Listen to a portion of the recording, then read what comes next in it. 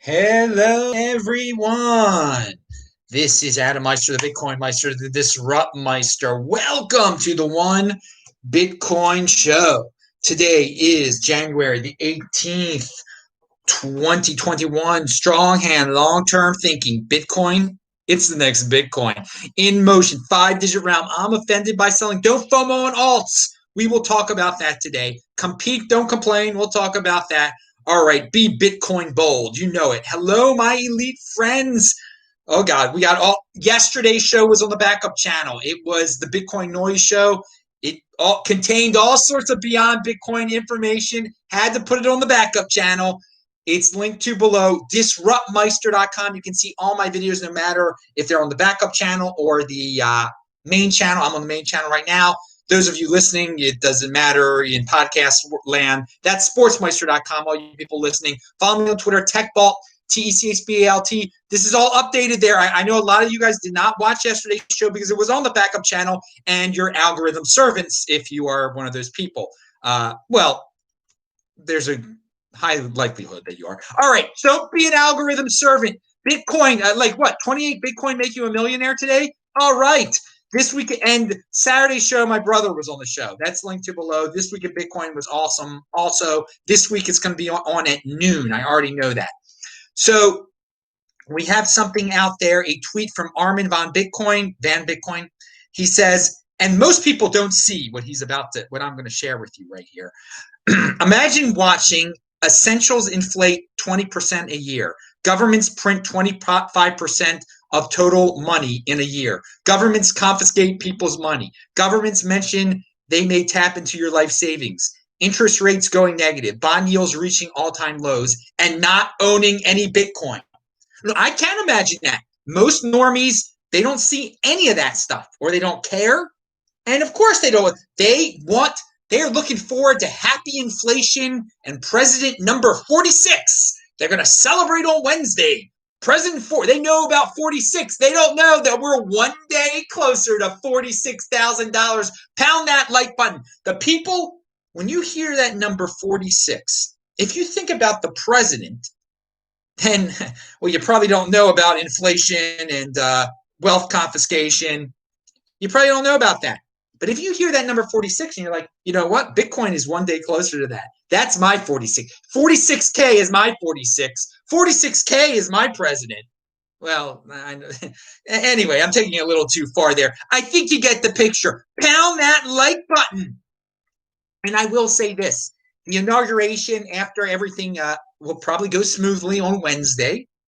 And on Thursday, everyone will look around and say, wow, the world's normal. There's a new president.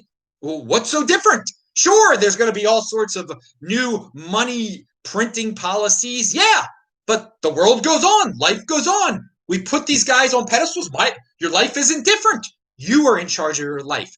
And with that in mind, all the traditional markets should do quite well, I guess, probably Wednesday and Thursday or Thursday. So, I mean, I would expect that even though this president is going to spend a lot more, and this Congress is going to spend create a situation of insane money printing and checks for all, and what the stuff that Yang proposes is now normal, universal basic income. Who knows what's on the table? But the normies will say it's stability. Bitcoin will be. Who knows what might happen? You might get your 46th president. We might get our 46K. All right, you can have your 46th president. We'll be enjoying our strong, and when we get our 46K, we're not dumping, all right, because we know we're one day closer to 146K. Pound it, all right. But it's an interesting time we're living in, where again, most people are, their numbers that they're more obsessed with is well, how many people will show up for the inauguration? That's how they measure their wealth, in living vicariously through a president who is he's a lot older than 46, isn't he? Is he? Okay. All right. So I talk about diversification for the sake of diversification. Is some people are stuck with, they have to have a crypto portfolio, they have to have many cryptocurrencies. There's also a mentality out there, and this one is not as harmful. This one can be productive in a sense. innovation for the sake of innovation. And in Silicon Valley, I mean, they are constantly innovating, and thank God for that. That really helped drive innovation is what drives the economy. All right, on many different levels. But since they have that innovation for the sake of innovation mentality over there, they see Bitcoin, and I think Robert Breedlove. No. Who I forgot who I read that even was kind of hitting on this. Not Robert Breedlove. It's the dude with the big jaw. I forgot his name. Anyway, he's good at marketing. Now, well, in Silicon Valley, they love innovation. So they see Bitcoin, and they're like, well, how can we make this better? How can we make this better? Innovation for the sake of it. And well, what's up with this? It's not innovating. It's the same thing. It's it was cool when it came out, but how can we make it better? How can we keep changing it? There's no such thing as a finished product. Well, Bitcoin is a finished product, okay? Now, you could build innovative businesses on top of it, and a lot of people in Silicon Valley are doing that.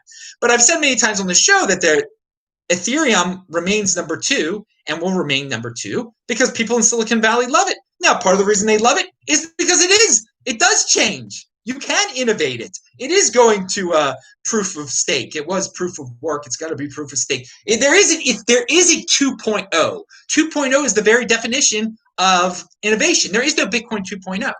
So that's a little doorway into the mentality over there. It's not sinister or anything like that. There's a lot of innovation for the sake of innovation over there. All right, and it's a reason why a lot of them prefer Ethereum to the rock, Bitcoin. We're living in an era, and I've said this before, there is no truth, there is no stability, there's inflation all around, things are constantly changing. Bitcoin it has value because of that. It's sticking the same. 21 million, it's not changing. It's a rock. It's not innovating. Again, Ethereum, people say, well, how much is there going to really be over time, et cetera, et cetera. So yeah, Bitcoin is boring in a sense for some of these people. Let it be boring. You need to have this in the currency space. So it's more than a currency. All right, it's way more than a currency. All right, now what do we have here? We talked about I want everybody to be careful about this. There's an article in Cointelegraph today, and it is an opinion piece, and it's hard to see that it's labeled an opinion piece. But the title, you see it and you scan it, and you might not even read it, and you're like, oh man, what is this? U.S. crypto regulations will return Bitcoin to its digital cash origins. All right, that doesn't sound very good. And you might think, well, that's news? And then in the article, it says, the inconvenience of using Bitcoin directly may soon be dwarfed by the headache of moving it on and off exchanges. And so you might think, well, this is news? Who wrote this? What is it? Now, it is an opinion piece. They don't label it very well. The guy that wrote it, and at the very end, it does describe who he is, okay? This guy is like a huge Dash fan, okay? Huge Dash tribalist. So and Dash, the official Dash Twitter account, they retweeted this thing right away. They sent it out there. So this is like a hidden promotional piece for Dash. It's supposedly an opinion piece about Bitcoin. The government is ruining it, and we need a real digital cash. Haha, Dash! And he does mention Dash throughout the article. All right, the opinion piece, excuse me. But this guy actually was on my show back in 2017 when I still thought he was an objective journalist. I didn't realize he was like a member of the Dash team. Now, is he still an official member of the Dash team? I don't think he is, but he is a Dash tribalist to say the least. And this article is basically just Dash noise. It's a way of a Dasher to rip on Bitcoin. And Cointelegraph just puts it out there as an opinion piece that looks, by the title, it looks like it's a news piece. So, be careful when you're reading articles like this. Go to the end and try to say, well, who is this guy? Who is this guy? And maybe some of you don't even, a lot of you are new. You probably never heard of the guy before. He's been around for a while. They're not exactly hiding who he is, but it's not that, it's not that clear if you read it the first time, what's really going on there. So I thought I would put it in there. No, the guy is not a regular reporter. He is a Dash tribalist. All right. And so this is where the big boys played. Let the Dashers try to rip on Bitcoin. They've been trying to do that for a while. That's awesome. But we on this side can point out that this author is no objective author here. This is a guy who's got a big stake in Dash doing well. I mean, he is part of the Dash tribe. And hey, we're living in a wonderful era where currencies now have tribes around them, and he's definitely a member of that one. So, what do we have here? Value your time in halvings. And we're at the end of the show, we're going to talk to you. We're getting closer to that 2024 halving. Strong hand 2024 for you new people. Remember, if you just bought Bitcoin, you better be waiting until the 2024 halving. All right, and Sunday's show again. I just put that in the chat. Go watch that now. Stop watching this show. Watch that now. Where Ritwik Nand Kumar says, where can I find Bitcoin mining info stats? Are the top 4 miners still control 50% of the mining hash rate? Go to blockchain.info. I mean, just Google it. Google it. There'll be a site that you can check mining stats. Just type in Bitcoin mining stats. There are some good sites out there that just naturally come up. And blockchain.info, they might have some of that information still. I don't even know. I don't know. Just Google it, and something will come up. All right. Yes, be a unique beast, someone said. But dude, are you looking for like ways to FUD Bitcoin? That the top 4 miners still control 50% of the mine. I don't know. I don't care. That's old FUD. I don't think you're trying to FUD it. You're actually interested in that information. And do your own research. Good for you. All right. Now, Cassie says, do you think people need something to worship? A lot. Yeah, 80%ers do. Is this why so many atheists are socialist state worshipers? Yes, it is. There is, again, collectivism is the default. Being a unique individual, that is an accomplishment. And most people are still stuck in default mode. They don't want to take personal responsibility over their own lives. So a lot of people, some people flock to religion, and not all people that, I don't think, there probably are some individuals that are, no, they're not socialist state worshipers, but there are people who separate religion from a certain aspect of their lives, and thus they are true individuals. They just have they wrap up religion with their philosophy and everything. But I will say this again, many people really just intertwine themselves with religion, and they want someone to blindly follow, and that's not a good reason to get into religion. I think is because you're having a bad life and you need someone to tell you what to do. All right. If you want to build upon a philosophy through religion and, answer some questions about the existential meaning of the universe and everything, okay, that's cool to get into religion and everything like that. But if you just like, I'm a lost soul, I need a priest to tell me exactly how to run my life, what to do, that's just like the socialists that are like, I need a leader to tell me what is best for the group. I want to do what is best for the group. I can't get away from the group. I must be part of a group, and I can't make my own decisions, type of thing. So yes, it is. Socialism is a religion for atheists. Atheists do not have to have a religion, though. Atheists are the most likely people. They should all be. They can all easily be unique beast individuals if they wanted to, but indeed, many are not. Many do not have the confidence in themselves. I mean, it is to be an individual. It is definitely an accomplishment. It definitely takes self-confidence, and it's definitely breaking away from the herd. It's being a unique beast, and most people love the protection of the herd. And then Roman Q says 80%ers think they're going to be happy with the 46th stability. 20%ers are happy with 1 Bitcoin. Yes, 1 Bitcoin equals 1 Bitcoin stability. Yes, you're absolutely right. And the people who think they're going to get stability in their lives, in their own personal lives, through the 46th president, they're incorrect. They have to get it through themselves, through their own accomplishments, through configuring their life in a way where they will be stable financially or whatever. And yes, 1 Bitcoin equals 1. If you know that 1 Bitcoin equals 1 Bitcoin, that is true stability in the Bitcoin overlay, you have a true stability. Okay, we got another question here. Wow, lots of them today. Thanks, guys. Pound that like button for the questions. Ride Fast Jump 420 says, finally got a coworker to buy some Bitcoin. I've been preaching to them all since I started over a year ago. Got my first convert, and he's holding his own private keys. Well, one of the things you got to do is just tell him about that 2024 halving and tell him this is not something you get rid of after a year, after a day, after a month. It's at least a 4-year cycle thing, dude. So you remind them about that, because we've heard stories, and I talked about that, on someone saying, I got someone in the Bitcoin in 2019 when it was $6,000.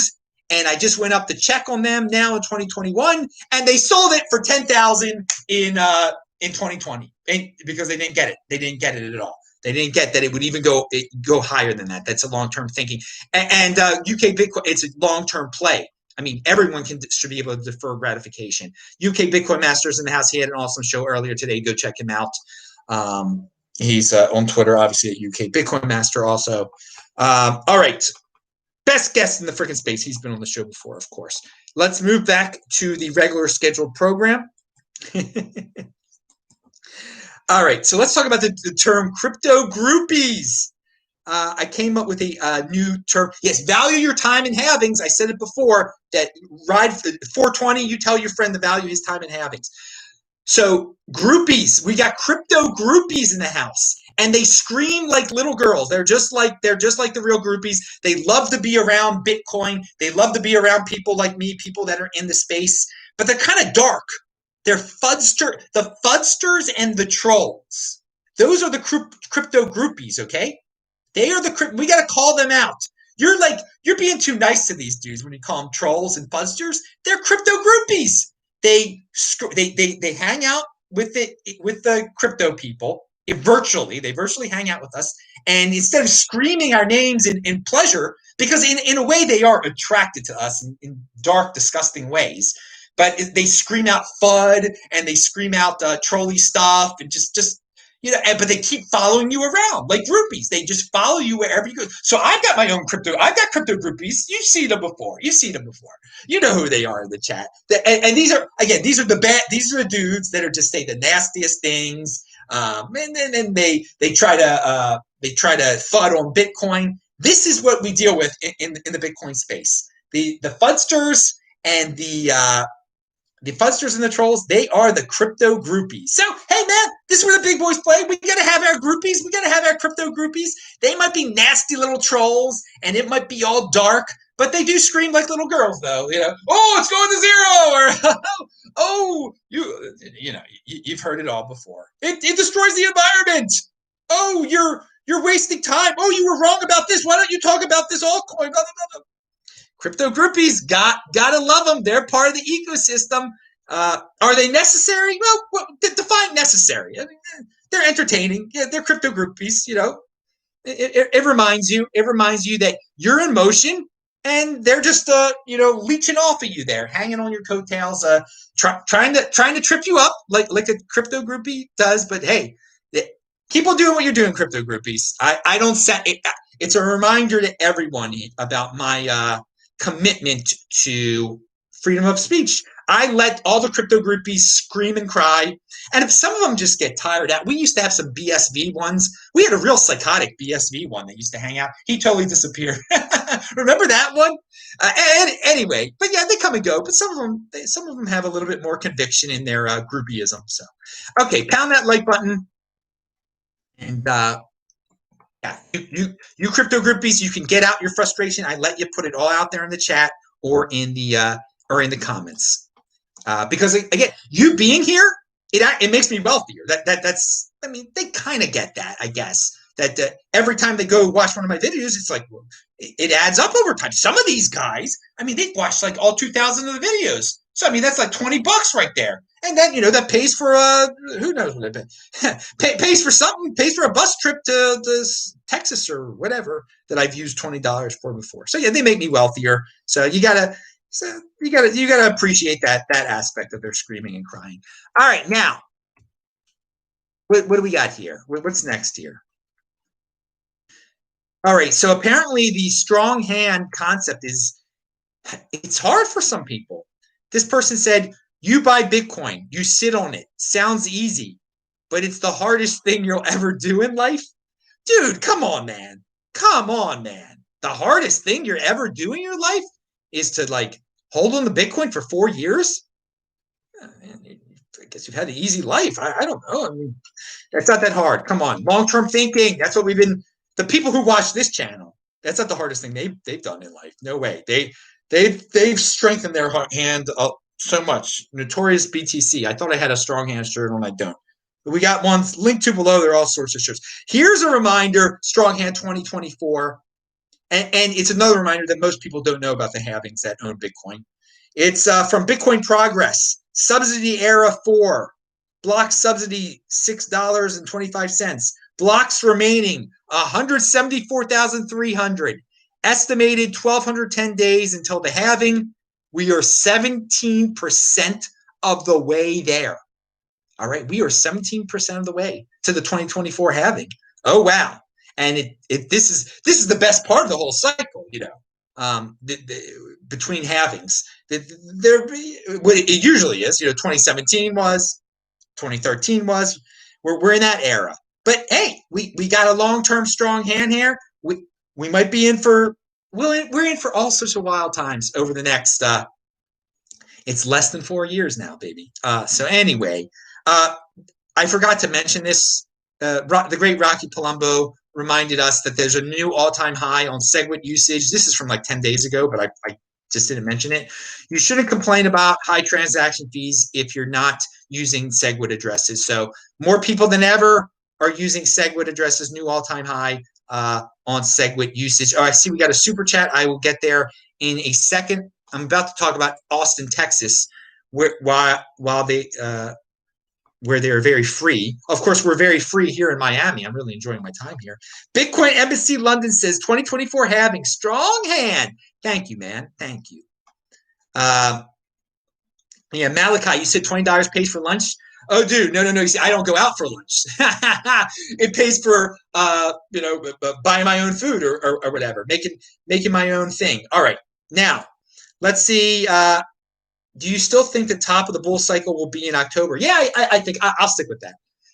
I'll stick with that because it's 210,000 blocks since December, since we've reached the top of the previous bull cycle of December of 2017. So yeah, why not? If it's not, who cares? I just kept people in line by saying, if in October of 2017 it has to be higher than $20,000, or the 210,000 block theory is proven wrong. Well, I think if anyone was doubting that, I don't think as many people are doubting that now. How about that? So I will say this. I definitely stick with that. October. My prediction for the final, a really glorious new all-time high will be in October, and then we'll drop from there. So remember, people, I'm still saying that it's when we get to our new low in 2022, we should reach a cycle low, and I think that'll be like $60,000. So we haven't even reached the next low yet. That's something to keep in mind. Anyway, Tone Vase tweeted out a picture of him in Austin, Texas, with a bunch of people in motion. All right, and it's cool that people are actually hanging out in person in Texas. But I saw my buddy Ray from frickin' Baltimore. You saw Ray on this show back in September with his unique Bitcoin story. And this dude is in freaking motion. He's in Austin sometimes. He's in Baltimore sometimes. He goes back. It's better to be in Austin now than Baltimore. It usually is. But I give Ray and all the dudes that were hanging out with Tone Vase credit. You can see the picture below of the brave people who can go to a bar. No, it's not. They know there is no new normal. So shout outs to my buddy Ray and my buddy Tone Vase. I'm glad they got to meet each other. I think that's really awesome. People that hadn't met that are in my circle are now meeting, and that's the glory of the Bitcoin overlay and being in this space and being an OG. And Ray has been around for quite a long time too. All right, dudes. That's it. I think that is the end of the show. Yeah, that was the last thing, the tone base thing, and that's so great job, everybody. I'm Adam Meister, BitcoinMeister, Disrupt Meister. Pound that like button, subscribe to the channel and the backup channel, and I'll see you dudes later. Bye bye. Thanks.